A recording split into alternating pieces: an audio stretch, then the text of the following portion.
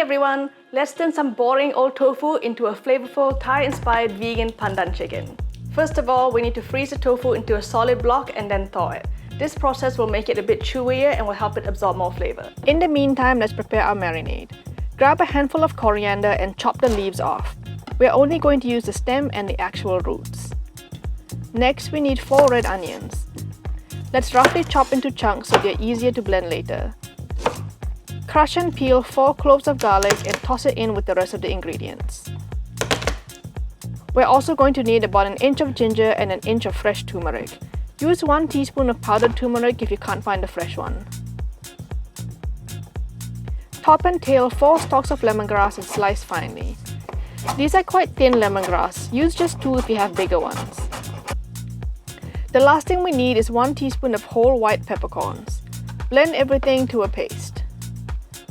Let's prepare our thawed tofu. We're going to need 6 blocks. They're about 80 grams each. We want to cut them up into 1-inch pieces. If your tofu hasn't thawed yet, you can microwave it on the defrost setting for 5 minutes.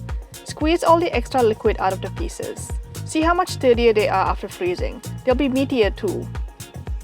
Season the paste with 1.5 teaspoons of salt, 1 teaspoon of mushroom seasoning, and 1 teaspoon of sugar. Oh, this sugar needs a little push.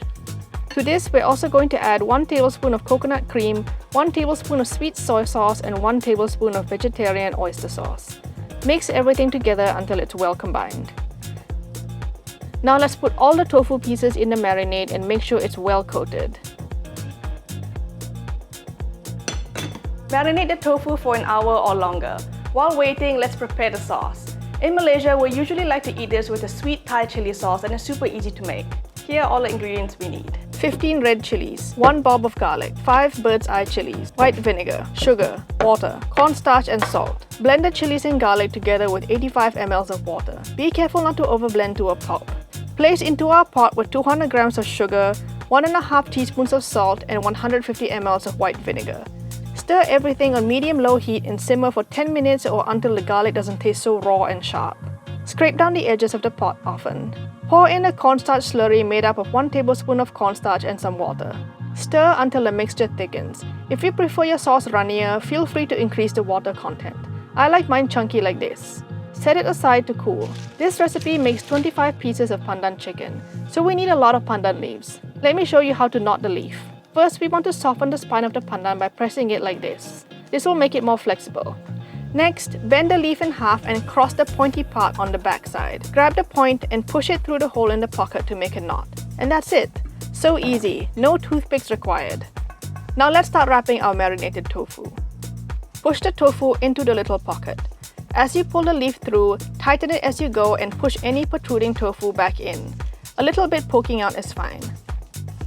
Trim off the excess leaf and we are ready to fry. Make sure your oil is hot, then fry the pandan tofu in batches. Be careful as it will splatter a lot.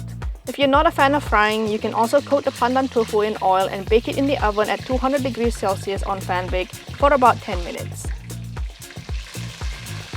Flip the pieces and cook the other side. Once the pandan leaves are browned and you can see the tofu is golden, they're done. Drain on paper towels. Spoon some of that sweet Thai chili sauce in a bowl and serve your pandan tofu hot, with or without rice. Look how chickeny it is, definitely can't say no to that. Don't forget to give me a like if you enjoyed this recipe and make sure to subscribe to my channel.